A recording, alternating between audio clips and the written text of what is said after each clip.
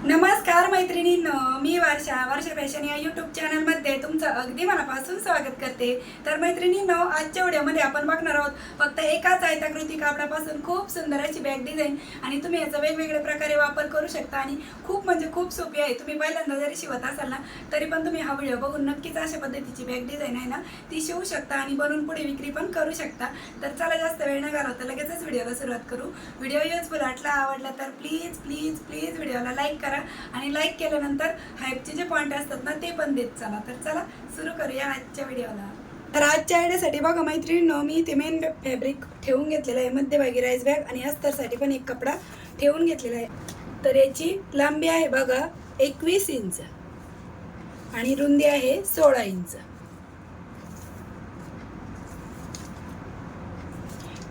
तर 16 बाय 21 इंचाचा एकच आयताकृती पीस लागणार आहे इथे आणि यावरती कडेकडेला ठिकठिकाणी टाचण्या लावून घ्यायच्या आणि तिरपी टिपे मारून आपण इथे क्विल्टिंग करून घेत आहोत। तुम्हाला जर आडव्या उभ्या टिपा मारायला सोपं वाटत असेल तर तुम्ही तशा पण मारल्या तरी चालेल, पण मला तिरप्याच टिपा मारायला सोपं वाटतं किंवा हीच पद्धत सोपी वाटते, त्यामुळे मी प्रत्येक वेळी तिरप्याच टिपा मारून क्विल्टिंग करत असते। ठीक आहे, आणि मध्ये मध्ये येणारी टाचणी पण काढून टाकायची आणि कपडा हाताने व्यवस्थित असा प्रेस करत राहायचा, म्हणजे कुठेही तिला चुन्या वगैरे पडू नये त्यासाठी।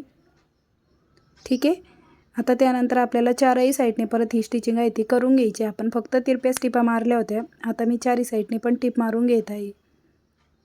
आणि राईस बॅगपेक्षा मेन फॅब्रिक आणि अस्तरचा कपडा आपला वाढवायचा असतो थोडा थोडा, तो आपल्याला क्विल्ट करून झाल्याच्या नंतर कट करून घ्यायचा असतो।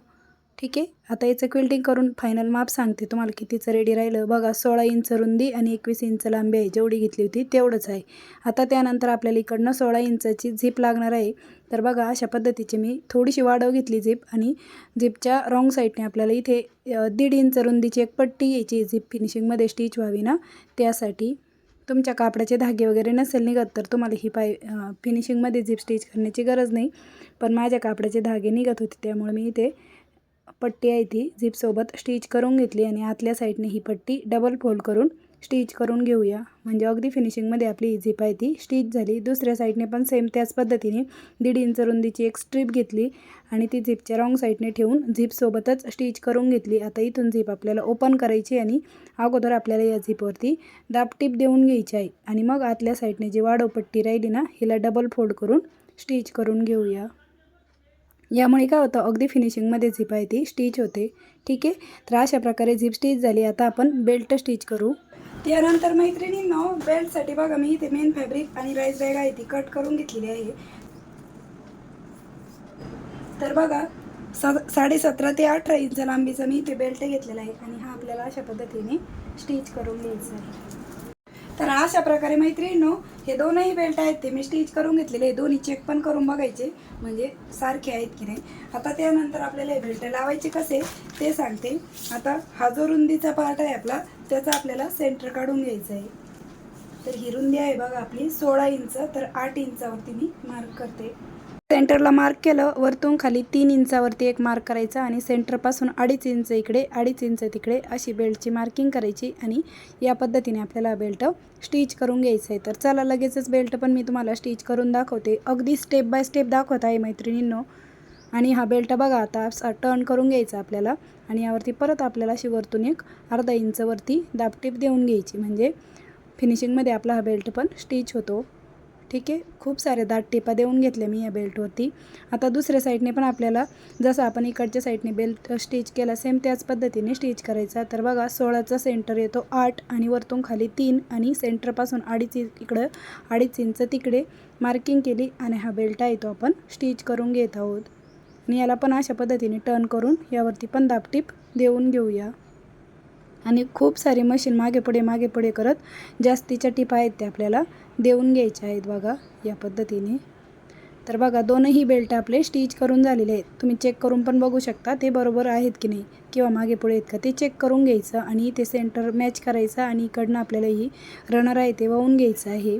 तर एका साईडने कट करायचं, थोडं खालीवर पार्ट पाहिजे आणि रनर वाहून झाल्याच्या नंतर टाचणी लावलेली मी काढून टाकली आणि एक्स्ट्राची झीप पण कट करून घेऊ आपण इथेच। आणि इथे बघा मी सेंटरला एक कट देऊन घेतला, झीप बरोबर सेंटरला पकडली आणि इथे कट देऊन घेतला हवं तर मार्क केलं तरी चालेल तुम्ही. आता रॉंग साईडला टर्न करून घेतल्याच्यानंतर जो आपण सेंटरला मार्क केला होता ना, तो सेंटर आणि झिपचा सेंटर आपल्याला मॅच करून या दोन्हीकडं स्टिच करून घ्यायचे आहेत बघा या पद्धतीने.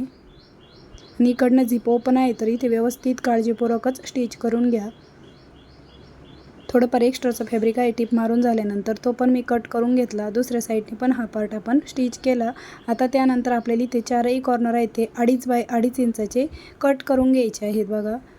आणि इकडनं कडेपासून आहे ना शिलाईच्या पुढे आपल्याला 2.5 इंचावर मार्क करायचं आहे आणि फोल्ड बाजूच्या बाजूने पण 2.5 इंचावर.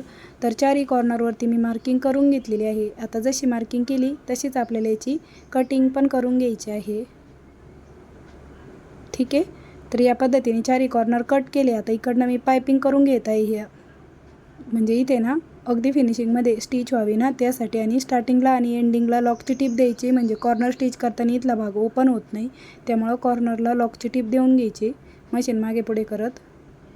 दोन्ही साईडने पायपिंग करून झालेली आहे बघा या पद्धतीने. आता त्यानंतर आपल्याला एक कॉर्नर आहेत ते स्टिच करून घ्यायचे. तर अशा पद्धतीने हा कॉर्नर पकडायचा आणि यावरती टीप मारून घ्यायची आहे. आणि याच्यावरती पण आपल्याला पायपिंग करून घ्यायची आहे ह्या चारही कॉर्नरवरती. तर तुम्हाला मी इथे एक स्टिच करून दाखवला, राहिलेली तिन्ही पण स्टिच करून घेते आणि यावरती पण मी पायपिंग करून घेते आणि मग दाखवते. तर अशा प्रकारे मैत्रिणींनो हे चारही कॉर्नर आहेत ना ते मी स्टिच करून घेतलेले आहे आणि यावरती पायपिंग पण करून घेतलेली आहे, कारण की माझ्या कापडाचे धागे निघत होते त्यामुळे. आता त्यानंतर आपण ही झिप ओपन करू आणि ही बॅग राईट साईडला टर्न करून घेऊ.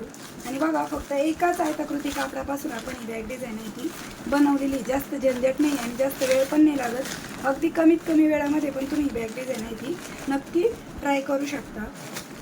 तसेच मैत्रिणींनो तुम्ही आपला हा व्हिडिओ कोणत्या गावातून शहरातून बघताना ते मला कमेंटमध्ये नक्की सांगा, म्हणजे मला पण कळतं की माझा व्हिडिओ कुठपर्यंत पोहोचत आहे.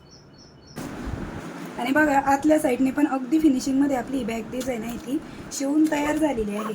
आणि बघा किती सुंदर असा तिचा लुक आलेला आहे. आणि बघा किती मस्त आपण फक्त एकाच आयताकृती किंवा चौकोनी कापडापासून ही बॅग डिझाईन आहे मी ती तुमच्यासोबत शेअर केलेली आहे. तर मैत्रिणींनो कशी वाटली तुम्हाला आपली आजची ही आयडिया ते पण मला कमेंट करून नक्की सांगा. व्हिडिओ युजफुल वाटला असेल, आवडला असेल तर प्लीज प्लीज प्लीज व्हिडिओला जाता जाता लाईक करा, शेअर करा आणि असेच नवीन नवीन युजफुल आणि युनिक व्हिडिओ बघण्यासाठी आपल्या वर्षा फॅशन चॅनलला नक्की सबस्क्राईब करा. तर भेटूया पुन्हा नेक्स्ट व्हिडिओमध्ये. तोपर्यंत bye bye. Thanks for watching. Shri Swami Samarth. जय जिजाऊ, जय शिवराय. 6 इंच उंची, लांबी 9 इंच आणि रुंदी आहे 4.5 ते 5 इंच.